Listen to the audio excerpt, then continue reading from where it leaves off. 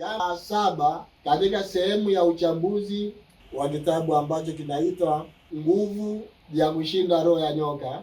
Nitaendelea na kipengele cha saba ambacho siku ya leo nitazungumza njia ya wakala wa kuzimu ambao wanatumia manukato au perfume kwa sababu ya kuweza kuwavuta watu kwenye ulimwengu.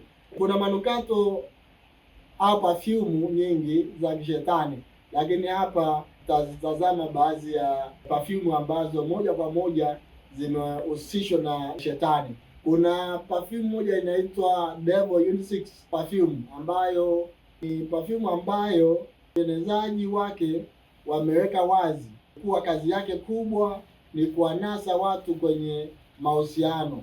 Sasa unaweza kuona ujumbe huo wa kuzimu ambao watu wanatengeneza perfume, lakini kusudi lao ni kunasa watu waingie kwenye mitego ya mahusiano ya kimapenzi, kwa maana ya kwamba ziko perfume maalumu ambazo ni perfume za wabudu shetani zilizotengenezwa kwa kazi maalum, sio kwa sababu ya kuondoa harufu mbaya, lakini ambaye anaitumia mwenzake akisikia nini ambacho kinatokea ni kwamba hizi zina nguvu kubwa ya kuamsha homoni ambazo zinahusiana na mambo ya mahusiano moja kwa moja kwenye ubongo na kuanza kufikiria kuvunja amri ya Mungu au kuvunja mpango ambao Mungu ameuweka kwamba watu wasiingie katika zinaa.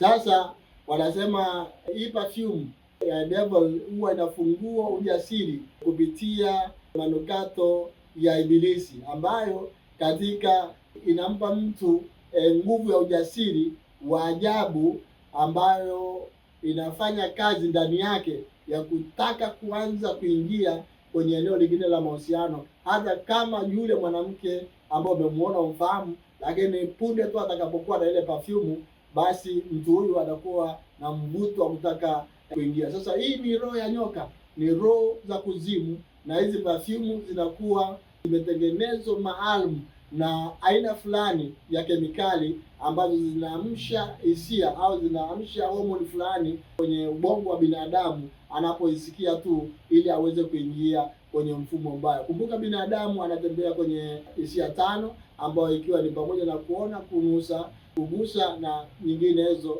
lakini hiyo ya kunusa ndio ambayo inatumika sasa kwa sababu ya kunasa watu. Kwa hiyo pua zako zenyewe zinaweza zikatumiwa na Ibilisi shetani kwa sababu ya kukuunganisha. Sasa unapoingia sasa, unapoanza kutumia hizi perfume moja kwa moja, sasa ndio pale unaweza kuanza kuota unatembelewa na nyoka. Wakati fulani unaweza kuona nyoka akizunguka mwili wako, unaweza kuona nyoka akikunusa, unaweza kuona nyoka akikufurahia na vitu vingine ambavyo unaweza kuviona katika ulimwengu wa ndoto. Sasa unapoona hivi, maana yake ni ishara kwamba nafsi yako tayari imeshakabidhiwa kwa shetani mwenyewe. Jina langu ni Dr. Elisaria Palanje.